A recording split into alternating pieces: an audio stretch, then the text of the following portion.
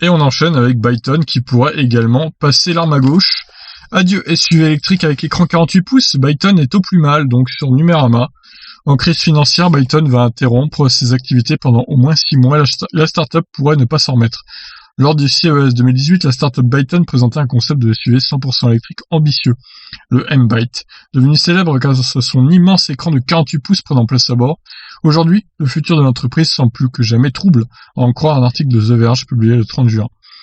En proie à des difficultés financières, Byton va se mettre à l'arrêt pendant 6 mois, et il n'est pas certain que l'activité puisse reprendre. Comme les autres acteurs du marché automobile, Byton a pris de plein fouet le ralentissement économique lié à la crise du coronavirus. Sauf que, contrairement à un constructeur établi depuis des années, il n'a pas les reins suffisamment solides pour encaisser une interruption aussi soudaine. Byton pourrait donc rejoindre le cimetière des startups chinoises qui n'ont pas su transformer l'essai dans le sillage de phare des futurs et le Echo. Le Echo, je connais pas ça par contre. Comme partout, le Covid-19 a imposé de gros défis à Byton, confirme Dave Bucko, porte-parole de la startup fondée en 2017 et soutenue par des géants chinois, Tencent, Foxconn et First AutoWorks. Malgré les piliers présents à son capital, Byton n'a pas su empêcher le pire de se produire. Pendant le semestre de gel qui démarre ce mercredi 1er juillet, la plupart des employés sera en congé et seule une petite unité restera en place en cas de besoin. Durant cette période de disette, le conseil d'administration va chercher des solutions pour faire avancer de nouveau l'entreprise. A priori, une ultime levée de fonds salutaire pourrait aider en espérant que le coronavirus ne refasse pas des siennes dans les mois à venir. Oui, ça c'est pas gagné.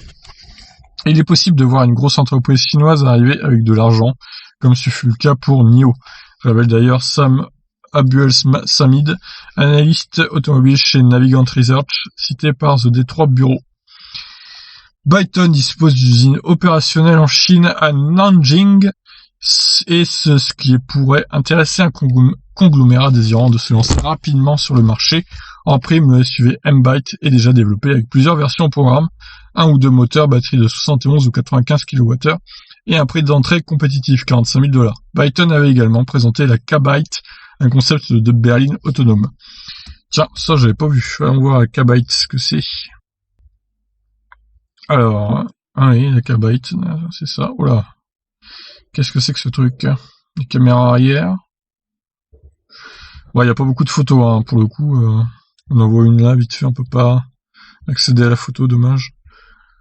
Bon, bah voilà, de toute façon, un peu comme Karma Automotive, apparemment, Byton est dans la merde. Donc, bon, bah, je pense qu'ils vont passer l'arme à gauche aussi, hein, tout simplement.